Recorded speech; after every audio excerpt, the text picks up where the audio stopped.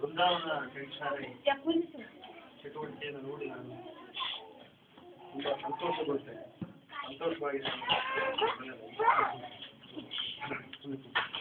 ನಮ್ಮೆಲ್ಲ ಶಾಲೆಗಳು ಪ್ರಾಯಶಃ ಈ ಮಟ್ಟಿಗೆ ಬಂದರೆ ನನ್ನ ಒಂದು ನಿರೀಕ್ಷೆಯ ಮಟ್ಟಿಗೆ ನಮ್ಮ ಶಾಲೆಗಳು ಬೆಳೆದಿದ್ದಾವೆ ಅಂತ ಹೇಳಿ ನಾನು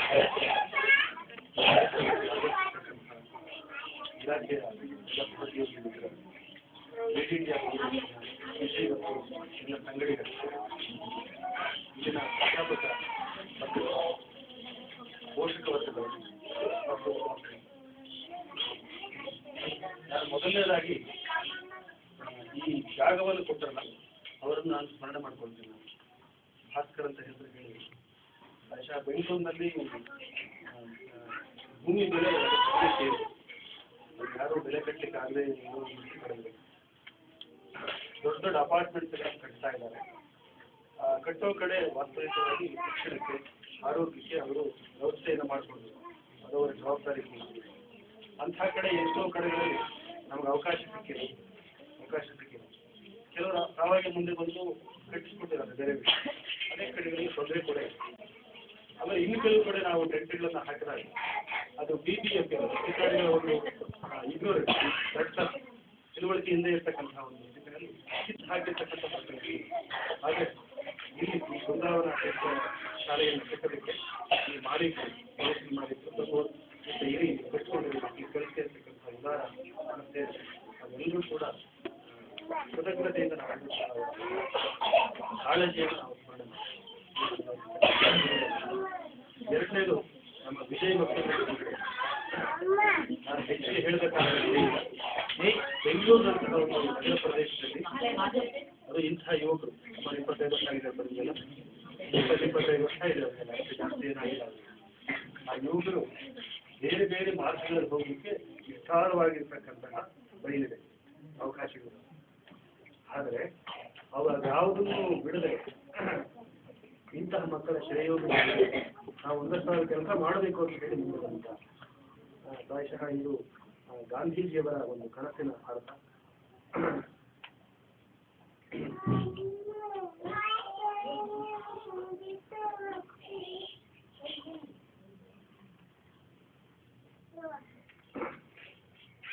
ವಿವೇಕಾನಂದರ ಒಂದು ಕನಸಿನ ಭಾರತ ಇದು ಪ್ರಾಯಶಃ ಕೆಲಸವನ್ನು ಮಾಡ್ತಾ ಇದ್ದಾರೆ.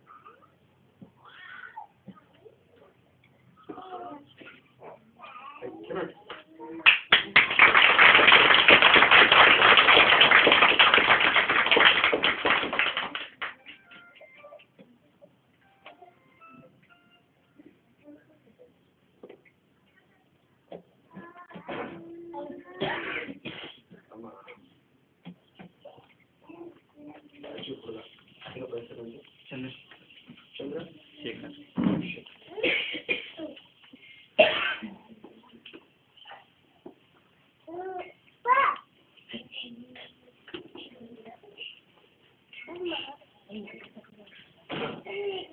ಶಾಲೆಗೋಸ್ಕರ ವ್ಯವಸ್ಥೆಯನ್ನು ಮಾಡಿದ್ದಾರೆ.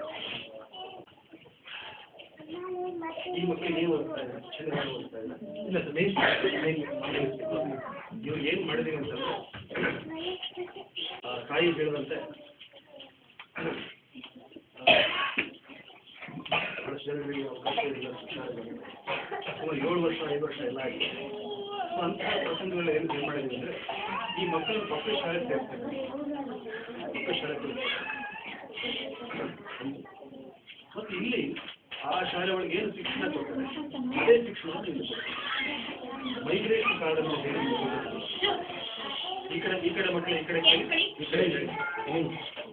ಅಲ್ಲಿ ವಲಸೆ ಮಕ್ಕಳು ವಲಸೆ ಮಕ್ಕಳು ಅನ್ನುವ ಕಾರಣದಿಂದ ಯಾಕೆಂದ್ರೆ ಒಂದು ಸಾರಿ ಬರ್ತಾರೆ ಈ ಮಕ್ಕಳು ಹೋಗ್ತಾರೆ. ಹಾಗಾಗಿ ಅಟೆಂಡೆನ್ಸ್ ರಿಜಿಸ್ಟರ್ ನಾವು ರೆಗ್ಯುಲರ್ ಬರ್ತಾ ಅಟೆಂಡೆನ್ಸ್ ರಿಜಿಸ್ಟರ್ ಕೊನೆಯಲ್ಲಿ ಬರ್ತದೆ ಅವರು ಕೂಡ ಆ ಶಾಲೆ ಮಕ್ಕಳು. ಅಲ್ಲಿ ಏನು ಸೌಲಭ್ಯ ಇರ್ತದೆ, ಉದಾಹರಣೆಗೆ ಇವತ್ತು ಬಟ್ಟೆ ಕೊಟ್ಟಿದ್ದಾರೆ ಅಥವಾ ಮಧ್ಯಾಹ್ನ ಊಟ ಬರುತ್ತೆ, ಅದೆಲ್ಲೂ ಕೂಡ ಕೊಡಬೇಕಂತ ಅವರು ಕೂಡ ಆ ಶಾಲೆ ಮಕ್ಕಳು. ಆದರೆ ನೀವೇನು ಮಾಡ್ತೀರಾ ಅಲ್ಲಿ ಅಷ್ಟರ ಕಲಿಸಲಿಕ್ಕೆ ಅದಕ್ಕೋಸ್ಕರ ಶಾಲೆ ಇರಬೇಕಂತ ವ್ಯವಸ್ಥೆ ಮಾಡಿ ಅವರು ರೆಗ್ಯುಲರ್ ಶಾಲಾ ಪುಸ್ತಕಗಳಿಗೆ ಅವರು ಓದ್ತಾರೆ. ಇದರೊಳಗೆಲ್ಲ ಎಂಟ್ರಿ ಹಾಕ್ತಾರೆ, ಯಾವ ತರಗತಿ ಎಷ್ಟು ಕಲಿತಿದೆ ಹಾಗೆ. ಇದರ ಆಧಾರದ ಮೇಲೆ ನೀವು ನಿಮ್ಮ ಊರಿಗೆ ಹೋದಾಗ ಇದನ್ನು ಕೊಟ್ಟು ಆ ತರಗತಿಗೆ ಆ ಮಗುವನ್ನು ಇಲ್ಲಿ ಉದಾಹರಣೆಗೆ 4ನೇ ತರಗತಿ ಅಂತ ಮಾಡಿದ್ರೆ ಆ ಒಂದು ತರಗತಿಗೆ ಅಲ್ಲಿ ಸೇರಿಸ್ಬೋದು ಅಥವಾ ಇಲ್ಲೇ ಇದ್ರೆ ಆ ಮಗು ಕೊಡ್ತಾ ಹೋಗ್ತಾರೆ. ಈ ಮೈಗ್ರೇಷನ್ ಕಾರ್ಡ್ ಆಧಾರದ ಮೇಲೆ ಆ ಮಗು ಒಂದು 7ನೇ ತರಗತಿಗಳು ಇಲ್ಲೇ ಇದ್ದರೆ 8ನೇ ತರಗತಿ ಸೇರಿಸ್ತಕ್ಕಂಥ. ಹಾಗಾಗಿ ಇಲ್ಲಿ ಕಲಿತಕ್ಕಂಥ ಮಕ್ಕಳಿಗೆ ಬೇರೆ ಕಡೆ ಕಲಿತಕ್ಕಂಥ ಮಕ್ಕಳಿಗೆ ಏನು ವ್ಯತ್ಯಾಸ ಇದೆ ಕಲಿತಕ್ಕಂಥ ಕಲಿಕೆ ವಿಷಯ. ಆದರೆ ಚಿನ್ನರಾಂಗ್ಲ ಇಂಥದನ್ನು ಕಲಿಸಬೇಕು ಅಂತ ಹೇಳಿದಾಗ ಸ್ವಲ್ಪ ದಿವಸ ಆ ಮಕ್ಕಳು ಕಲಿತಿರೋದಿಲ್ಲ. ಸ್ವಲ್ಪ ದಿವಸ ಆ ಮಕ್ಕಳನ್ನ ಒಂದು ಹಂತಕ್ಕೆ ತರುವಂತೆ ಮಾಡಿ ಆಮೇಲೆ ನಾವು ಒಂದು ಶಿಕ್ಷಣವನ್ನು ರೆಗ್ಯುಲರ್ ನಿಮ್ಮ ಕೊಟ್ಟು ಕಲಿಸ್ತಕ್ಕಂಥ ಇದು ನಾವು ಮಾಡಿರ್ತಕ್ಕಂಥ ಒಂದು ಈ ರೀತಿ ಅವರ ಗುರುತಿನ ಚೀಟಿಯನ್ನು ಕೂಡ ಕೊಡಬೇಕು. ಫೋಟೋ ಕೂಡ ದಯವಿಟ್ಟು ಫೋಟೋ ಕರೆಕ್ಟಾಗಿ ಫಿಲಮ್ ಮಾಡಿಕೊಂಡು.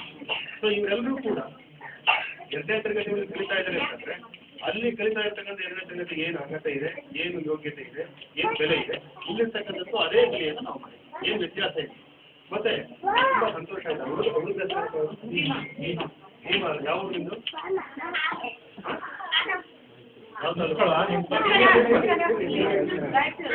ಯಾವ ತಾಲೂಕು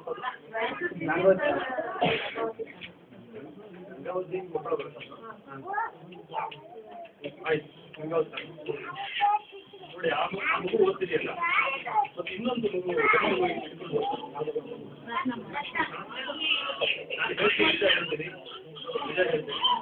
ಈ ಕೆಲಸವನ್ನ ಆ ಮಗು ಓದ್ತಲ್ಲ ಬರೆದಿರ್ತಕ್ಕಂಥ ಬರಹವನ್ನು ಓದ್ತಲ್ಲ ಆ ಬರಹವನ್ನ ನಮ್ಮ ರೆಗ್ಯುಲರ್ ಶಾಲೆ ಒಳಗಿರ್ತಕ್ಕಂಥ ಮಕ್ಕಳು ಕನ್ನಡವನ್ನ ಸರಾಗಿ ಓದೋದು.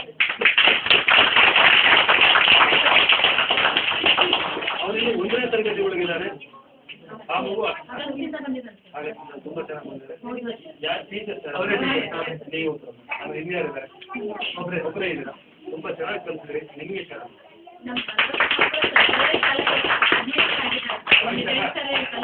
ಇಂಥ ಟೀಚರ್ಸ್ ಸಂಖ್ಯೆ ಹೆಚ್ಚಿದೆ ಎಲ್ಲ ಮಕ್ಕಳು ವಿಷಯ ಮೇಡಮ್ ಏನಾಗಿದೆ ಮೇಡಮ್ ಬಂದಾಗ 40 ಮಕ್ಕಳಿತ್ತು ಅವ್ರ ಪೇರೆಂಟ್ಗೆ ನನ್ನ ಮಗು ಚೆನ್ನಾಗಿ ಓದ್ತಾನೆ ಅಂತ ಕನ್ಫರ್ಮ್ ಆಗಿ ತಗೊಂಡು ಪ್ರೈವೇಟ್ ಶಾಲೆಗೆ ಸೇರ್ತಿದ್ದಾರೆ.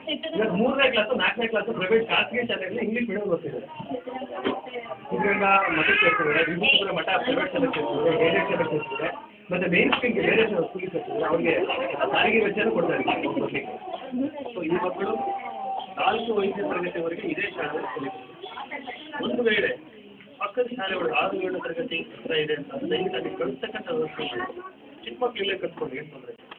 ದೊಡ್ಡ ಮಕ್ಕಳಾದರೆ ನೋಡಿ ಇವ್ರ ಜೊತೆ ಇನ್ನೊಬ್ರು ಇರ್ತಾರೆ ಅವ್ರು ಕಲಿಸ್ಲಿಕ್ಕೆ ಆಗಲ್ಲ. ಕೊಡಬಾರ್ದು ಅಂತ ಕಲಿಸ್ಲಿಕ್ಕೆ ಆಗಲ್ಲ. ನಮ್ಮ ಮಕ್ಕಳಿಗೆ ತೊಂದರೆ ಆಗುತ್ತೆ. ಅಲ್ಲಿ ಹೋಗಿ ಕಲಿಸ್ತಕ್ಕಂಥ ಒಂದು ವೇಳೆ ಆಗಲೇ ಇಲ್ಲ ಅಂತಂದರೆ ಆ ಹಿರಿಯ ಪ್ರಾಥಮಿಕ ಶಾಲೆಗೂ ಕೂಡ ಶಾಲೆಯನ್ನು ಮಾಡಿ ಅವಕಾಶ ಮತ್ತೆ ನಮ್ಮ ರೇಟ್ ಇಂಡಿಯಾ ಫೌಂಡೇಶನ್ ಎಜುಕೇಷನ್ ವಾಲಂಟಿಯರ್ಸ್ಗೆ ಹಣವನ್ನು ಕೊಡ್ತಿದ್ದಾರೆ. ಶಾಲೆಯ ಸಮಯದಲ್ಲಿ ಅವರ ಕಾರ್ಯವನ್ನು ಸ್ಥಗಿತ ಮಾಡ್ತಾರೆ. ದಯವಿಟ್ಟು ಒಳ್ಳೆ ಕೆಲಸ ಮಾಡ್ತಾ ಇದ್ದೀವಿ. ಕೊನೆ ಪಕ್ಷ ಸಾಧ್ಯವಾದರೆ ನೀವು ಮುಂದೆ ಬಂದು ಎಷ್ಟು ಟೆನ್ಷನ್ ಅಡಾಪ್ಟ್ ಮಾಡ್ಕೊಳ್ಳಿ ಸಾಧ್ಯ ಮಾಡಿ. ಮೊದಲು ಸಾಧ್ಯವಾಗದೆ ಹೋದರೆ ನಮ್ಮ ನಾಗರತ್ನಂ ಅವರ ನೇತೃತ್ವದಲ್ಲಿ ಶಾಲೆ ಇದ್ರ ಜೊತೆ ಇನ್ನೂ ಶಾಲೆಗಳನ್ನು ನಾವು ಓಪನ್ ಮಾಡ್ತೀವಿ. ಆ 20 ಶಾಲೆಗಳ ತೆಗೆದುಕೊಂಡು ಇಂಥದೇ ತುಂಬ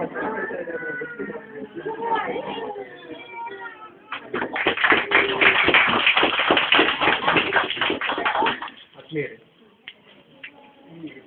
ಸರ್ ಮಾತಾಡಬೇಕಲ್ಲ ರೀಡ್ ಇಂಡಿಯಾ ಫೌಂಡೇಶನ್ ಯುವಕರು ಮಾಡ್ತಾ ಇರ್ತಕ್ಕಂಥ ಕೆಲಸವನ್ನ ಶ್ಲಾಘನೆ ಮಾಡೋದ್ರ ಜೊತೆಗೆ